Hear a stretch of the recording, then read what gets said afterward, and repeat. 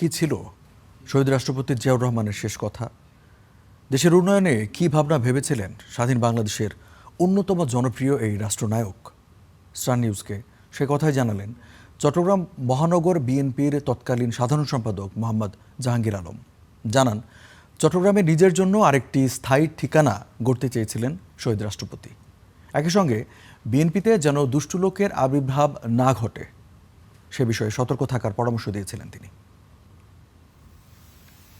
চট্টগ্রামে রাষ্ট্রপতি জিয়াউর রহমানের শাহাদাতের মাত্র কয়েক ঘন্টা আগে যিনি তার সাথে একান্তে কথা বলার সুযোগ পেয়েছিলেন তিনি তৎকালীন চট্টগ্রাম মহানগর বিএনপির সাধারণ সম্পাদক মোহাম্মদ জাহাঙ্গীর আলম।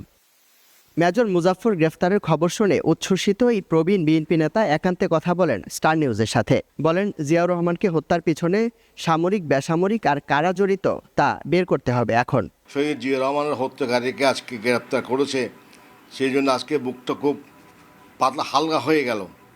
এতদিন অত্যন্ত ভারী মনে ছিলাম যে এরা কেন গ্রেপ্তার হচ্ছে না, কেন এদেরকে বিচার হচ্ছে না। আজকে সেটা করাতে সরকারকে আর সরকার কর্তৃপক্ষকে অত্যন্ত ধন্যবাদ জানাচ্ছি, তাদেরকে আমি অবকাশ জানাচ্ছি। জানান, 29 ডিসেম্বর গভীর রাত পর্যন্ত সার্কিট হাউসের শয়নকক্ষে একান্তে তার সাথে কথা বলেন জিয়াউর রহমান। এ সময় বিএনপি ও দেশ নিয়ে নিজের ভাবনার কথা জানান রাষ্ট্রপতি জিয়া, যেখানে ছিল স্বাধীনতা ও সার্বভৌমত্ব সুরক্ষার দূরদর্শী সংকল্প। দলটাতে যাতে দুঃস্থ লোকের আবির্ভাব না ঘটে সেদিকে তোমাদের লক্ষ্য রাখতে হবে। সেদিন রাতে আমাকে উনি ওনার শয়ন কক্ষে ডেকে নিয়ে যান, তখন 12:30। তো নিয়ে যাওয়ার পরে আমাকে জিজ্ঞাসা করুন আমি কেমন হয়, আমার খোঁজখবর নেওয়ার পরে আমাকে জিজ্ঞাসা করলেন আমি এই বিএনপিটাকে গড়ে তুলতে চাই, ক্ষমতার জন্য নয়, তোমাদের কাউকে মন্ত্রী এমপি বানাবার জন্য নয়, দেশটা স্বাধীনতা সার্বভৌমত্বকে অখণ্ডতাকে পাহারা দেওয়ার জন্যে আমি একটা পাহাড়দার বাহিনী বানাতে চাই, আর সেটা হচ্ছে বিএনপি।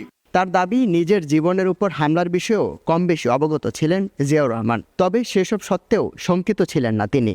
আমি ওনার মধ্যে এমন কোনো সিমটম দেখি নাই যে আজকে এরকম একটা ঘটনা হবে, এর কোনো সিমটম ওনার কাছে আমি দেখি নাই। উনি অত্যন্ত স্বাভাবিক ছিলেন এবং আমাকে উনি ডিসিকে বলে আমি আসার ব্যবস্থা পর্যন্ত করে দিয়েছিলেন।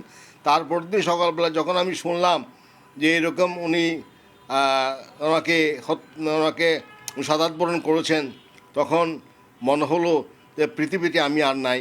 বিপদগামী সেনা সদস্যরা জিয়াউর রহমানকে হত্যা করে দেশের অগ্রযাত্রা ও সার্বভৌমত্বকেই হুমকির মুখে ফেলেছিল, এমন মন্তব্য করেন সেই রক্তাক্ত অধ্যায়ের সাক্ষী।